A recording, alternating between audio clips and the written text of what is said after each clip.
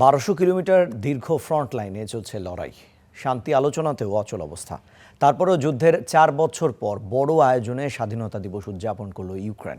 শুধু তাই নয়, সামরিক কুচকাওয়াজে ড্রোনের শক্তি প্রদর্শন তাক লাগিয়েছে বিশ্বকে। এই অনুষ্ঠানে যোগ দিয়ে কিয়েভকে ক্ষেপণাস্ত্র প্রযুক্তি সহায়তা দেওয়ার ঘোষণা দিলেন ব্রিটিশ প্রধানমন্ত্রী অ্যান্ডি বার্নহ্যাম। যুদ্ধের মাঝেই স্বাধীনতার ৩৫ বছর পূর্তি উদযাপন করল ইউক্রেন। তবে এবারের আয়োজনে ছিল একটি বিশেষ বার্তা। প্রচলিত সামরিক কুচকাওয়াজের বদলে কিয়েভে প্রদর্শন করা হলো স্থল, নৌ ও আকাশপথের ড্রোন। এর মধ্যে দিয়ে আধুনিক যুদ্ধে প্রযুক্তি নির্ভর সামরিক সক্ষমতাকেই সামনে আনলো জেলেনস্কি সরকার।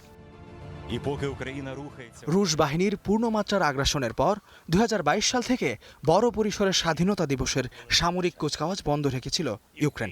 তবে দীর্ঘ যুদ্ধে টিকে থাকা দেশটি এখন বেশ আত্মবিশ্বাসী। আয়োজনের বিস্তৃতি আর বিদেশি অতিথিদের তালিকা সে কথাই বলছে। প্রেসিডেন্ট জেলেনস্কির আমন্ত্রণে কিয়েভে গেছেন ব্রিটিশ প্রধানমন্ত্রী অ্যান্ডি বার্নহ্যাম, ইউরোপীয় কাউন্সিলের প্রেসিডেন্ট অ্যান্তোনিও কস্তার মতো নেতারা। মিত্রদের কাছে পেয়ে অতিরিক্ত বিমান প্রতিরক্ষা ব্যবস্থা ও অন্তত ৩০০টি প্যাট্রিয়ট ক্ষেপণাস্ত্র চান ইউক্রেন প্রেসিডেন্ট। আসন্ন শীতের আগেই এগুলো পাওয়ার আবদার রাখা হয় বার্নহ্যাম ও কস্তার প্রতি। নিরাশ করেননি তারাও। ইউক্রেন স্টর্ম শ্যাডো প্রযুক্তি দেওয়ার অনুরোধ জানিয়েছে। সেই অনুরোধ অনুমোদন করেছি। ব্রিটিশ ও ফরাসি শিল্প প্রতিষ্ঠান কিয়েভের সঙ্গে কাজ করবে, যাতে তারা নিজেদের ওই সক্ষমতা তৈরি করতে পারে। ব্রিটিশ প্রধানমন্ত্রীর এই ঘোষণা ইউক্রেনের জন্য বিরাট অর্জন।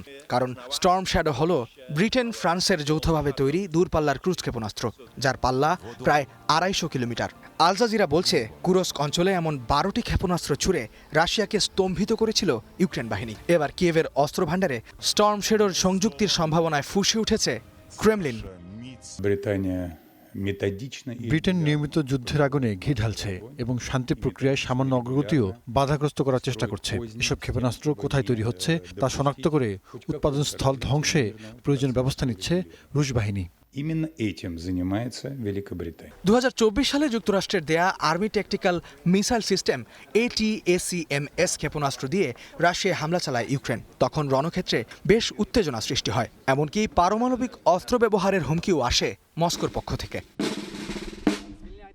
ইস্তিহাদুল মাহমুদ, স্টার নিউজ।